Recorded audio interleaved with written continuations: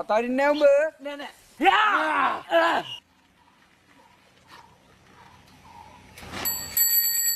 Normally අද බං අද පියුම් මාම ඇවිල්ලා. ලියුම් මට වෙන්න ඇති.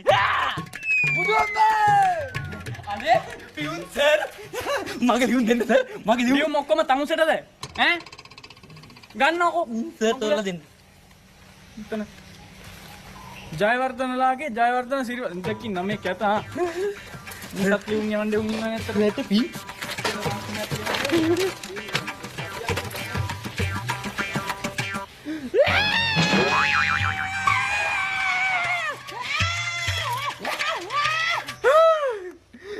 ලොකු පුතා මොකද බෙරිහන් දෙන්නේ? ලියුමක් ඇවිල්ලා. සුවර් එකට වරට ඉනක් කවෙන්නේ නැති. ඒක බැලන්නේ සුද්දෙක් එක්ක. මොකට හපන්? විවුමක් ආවා කියලා මැරෙන්න ඕනද? ඒක තියෙන්නේ ඉංග්‍රීසි. අනිවාර්යෙන් අර සුද්දා වෙලා තියෙන්නේ. මතර පයින්ද දෙහිපන්. ඕකනේ කියන්නේ උඹලා ඒ කාලේ ඉගෙන ගත්තා නම් අද ඔහම වෙන්නේ නැහනේ. සොපි දෙන්නෙක් හැදුවට වැඩිය හොඳයි. කිකිලියක් හැදුවා නම්. බිත්තර ටිකක් හරි ගන්න තිබ්බා. රෙද්ද.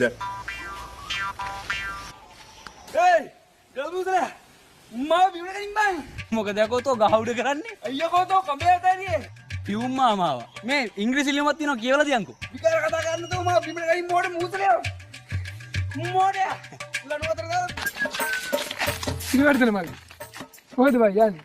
ඉංග්‍රීසි ලියුමක් තියෙනවා කියව ගන්න යනවා අයි. හා මගද? ලියුමක් තියෙනවා කියව ගන්න යනවා.